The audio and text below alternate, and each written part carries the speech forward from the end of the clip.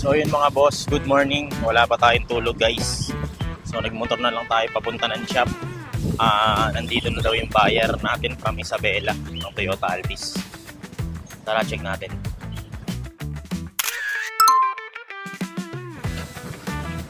So yun mga boss, test drive tong client natin. Mag-asawa ng commute. So ayan guys.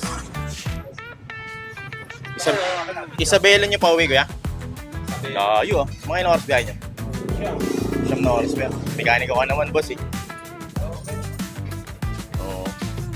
Okay na yan. Si Bossing, taga Isabela. 87,000 tayo nagkasundo. Toyota Altis 2002 Matic. So yun mga boss, for today's video, good morning. Wala tayong ligo, Tuesday ngayon. So kinuha na yung Toyota Altis natin na 2002.